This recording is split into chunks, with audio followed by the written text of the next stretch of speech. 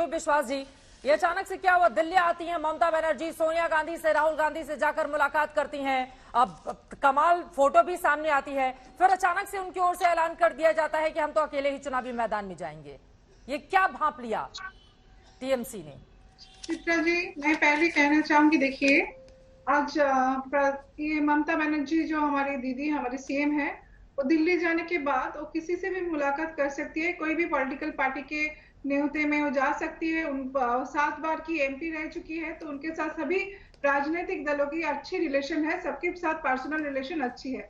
लेकिन personal relation के गणित पे तो वोट नहीं होगा, वोट होगा, चुनाव होगा, कुछ मुद्दे पे होगा। तो आज जो कांग्रेस है, ये कांग्रेस पार्टी का अगर आप देखेंगे तो ये जो कांग्रेस पार्टी है, ये केरल में जाके ये सीपीएम के साथ ये लड़ाई करते हैं, बंगाल में और त्रिपुरा में आके इसका गठबंधन हो जाता है वामपंथियों के साथ। फिर ये जो अभी जो बाईपोल हुआ है सागर दिघी में बंगाल में, उन्होंने ये बाईपोल जीता है, सीपीएम वामपंथी की सहायता में कांग्रेस ने ये चुनाव जीते हैं। और उसमें बीजेपी का जो 22% वोट शेयर था, उसमें सीधा वोट शेयर अभी खत्म हो गया, वोट शेयर कम हो गया, घट के 13% हो गया। हाँ। और वो 9% लगभग वोट शेयर कांग्रेस और सीपीएम अलायंस को, गठबंधन को मिल गया।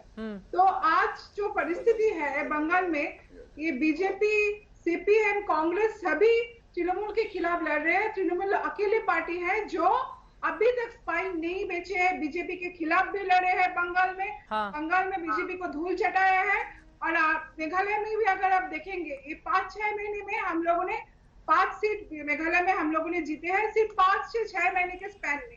और इसमें भी हम लोगों का लगभग ममता दीदी भी तो माहौल भांप लेती है ना, जो विश्वास जी, ऊपर से ममता बनर्जी भी तो माहौल भांप कर इधर से उधर फैसले लेती हैं। आप जो बातें कह रही हैं, मुझे ममता बनर्जी का 2003 का वो बयान सामने याद आ गया अचानक से, जिसमें उनकी ओर से कहा गया था कि अगर आरएसएस हमको 1% भी सपोर्ट कर दे तो लाल आतंक को हम बंगाल से खत्म कर देंगे। तो ममता बनर्जी भी तो सहूलियत की पॉलिटिक्स करती हैं, कभी इधर कभी उधर। चित्रा दी, पॉलिटिक्स में सारे गणित किसके साथ आपका गठबंधन होगा या नहीं होगा, पर्टिकुलरली उस वोट के ऊपर आपका मतलब चुनाव के पहले मतलब ठीक होता है समीकरण। तो अभी वो टाइम नहीं आया है। दूसरी बात, तो ममता बनर्जी हमारी तृणमूल कांग्रेस गठबंधन 2026 में सीधे देश की जनता के साथ है। क्या राहुल गांधी का नेतृत्व स्वीकार नहीं है आप लोगों को? हम लोग स्वागत करेंगे। कांग्रेस पार्टी को क्यों छोड़ दिया? जो विश्वास जी, विचारधारा क्या है? हाँ। कांग्रेस कौन सा विचारधारा है, ये पहले उनको तैयार करना है। बंगाल में और त्रिपुरा में वो बीजेपी वामपंथियों के साथ है, केरल में वामपंथी के अगेंस्ट में है, जिनके पास ना कोई विजन है। एक ऐसा राजनीतिक दल है जो पिछले 45 जो विधानसभा है उसमें 40 हार चुके हैं। तो ऐसे राजनीतिक दल के साथ आगे जाके क्या फायदा तृणमूल कांग्रेस को, जो बंगाल में एक भी सीट जिनको नहीं मिल रहा है। कौन बेहतर है फिर? बीजेपी कांग्रेस में कौन बेहतर है फिर? आपका सवाल नहीं सुनाई दे रहा है। बीजेपी कांग्रेस में कौन बेहतर है फिर? आप कह रही हैं कि कांग्रेस पार्टी को पता ही नहीं कि उसकी विचारधारा क्या है। जी, हम यही बोल रहे हैं। जो राहुल गांधी टिप्पणी करते हैं तृणमूल कांग्रेस के ऊपर, राहुल गांधी को टिप्पणी बिना नहीं करके अपने गिरवार में थोड़ा ध्यान देना चाहिए, अपने गिरवार झांक के देखना चाहिए कि वो इतना चुनाव हार रहे हैं के बाद वो खुद का एनालिसिस करें। और भारत जोड़ो जो यात्रा है, भारत जोड़ो यात्रा में भी उन्होंने एकदम लास्ट टाइम में तृणमूल कांग्रेस को बुलाया है। इससे पहले हम लोगों को कोई भी चिट्ठी नहीं भेजा गया, तो कोई सवाल ही नहीं उठता है। जो राजनीतिक दल बंगाल में जीरो है, उनके कर्म सूची में हम लोगों को जाने का कोई इरादा भी नहीं है। हाँ। हम लोगों को सीधा गठबंधन है भारत की जनता के साथ 2024 में। ठीक है मैम, समझ में आ गया। दरअसल कुछ इस देश के ऐसे भी नेता होते हैं जो मौसम वैज्ञानिक होते हैं, कई बार इस टर्म का इस्तेमाल किया जाता है अक्सर चर्चाओं में। तो ममता बनर्जी मौसम देखकर तो नहीं बदल रही हैं, क्योंकि एक तरफ अभी साल भर पहले तक हम देख रहे थे विपक्षी एकता को लेकर पुरजोर तरीके से दीदी की ओर से हुंकार भरी जा रही थी, फिर अचानक से पता चलता है कि वो तो अकेले ही चुनावी मैदान में जाएंगी। अकेले चुनावी मैदान में जाएंगी तो बीजेपी जैसी पार्टी को कहां हरा पाएंगी? उसी बीजेपी ने 2019 में 22 आपने जीती, 18 सीटें उसने जीती थी। मैं लौटूंगी सवाल के साथ, एक जल्दी से टिप्पणी ले लेती हूँ। हमारे साथ सुजाता पांडे जी जुड़ी हुई हैं, एक छोटी सी टिप्पणी उनसे ले लेती हूँ। ठीक है, बोलिए बोलिए बोलिए बोलिए बोलिए। हम लोगों ने बोले हैं कि गठबंधन अगर करना है हम लोग उसके लिए स्वागत करते हैं ऐसे पार्टी को जो बीजेपी के खिलाफ लड़ सकते हैं। जो बीजेपी के खिलाफ अपना स्पाइन बेच दिया है ऐसे पार्टी को क्या हम लोगों को गठबंधन क्या करना है। हम बोल रहे हैं सारे आंचलिक दल जो बीजेपी के खिलाफ लड़ सकते हैं उनको स्वागत है। हम लोग साथ में लीड ऑफ द आवर है, हम लोग साथ में गठबंधन करेंगे।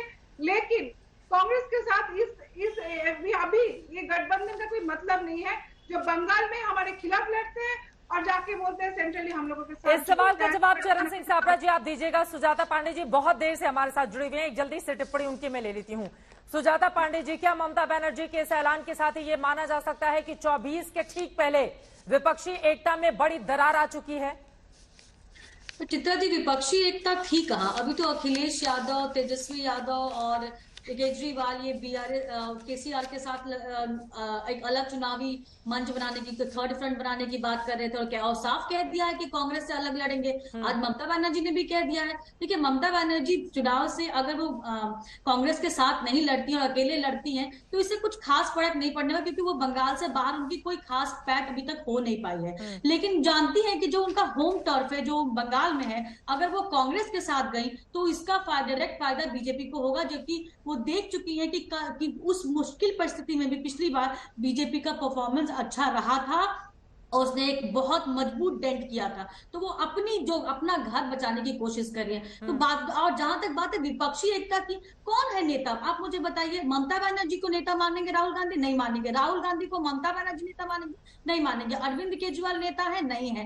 केसीआर नेता है? नहीं है। शरद पवार नेता है? नहीं है। कौन है नेता? क्या नैरेटिव है? नैरेटिव क्या है? एंटी मोदी, एंटी आरएसएस, इन्हीं चीजों पर जनता वोट करेगी। चित्रा जी, अब विपक्ष को समझना चाहिए कि मुद्दों की बात करना और उन मुद्दों के लिए खुद को एक विकल्प और समाधान के रूप में स्थापित करना अलग बात है। कांग्रेस का एक भी ऐसा राज्य नहीं है जहां पे विकास का मॉडल हो जो कि मोदी जी के परफॉर्मेंस बेस्ड पॉलिटिक्स को टक्कर दे सके। और यही कारण है कि एक स्टेट बाय स्टेट 2024 के बाद कांग्रेस हारती जा रही है, राहुल गांधी के नेतृत्व को नकारा जाता जा रहा है। और वो क्या, और जहां तक विक्टिम कार्ड की बात है तो कैम्ब्रिज में विक्टिम कार्ड कौन खेल रहा है? पेगासस वाली बात कौन कर रहा है? जबकि सुप्रीम कोर्ट ने साफ मना कर दिया कि उनके फोन में कोई पेगासस कार्ड नहीं था। तो ये विक्टिम कार्ड कौन खेलता है? विक्टिम कार्ड तो कांग्रेस खेलती है, ये मोदी जी नहीं खेलते, क्योंकि उनके पास तो डेवलपमेंट करने के और डेवलपमेंट इतना का रिपोर्ट कार्ड इतना बड़ा है कि जनता उसमें खुद ही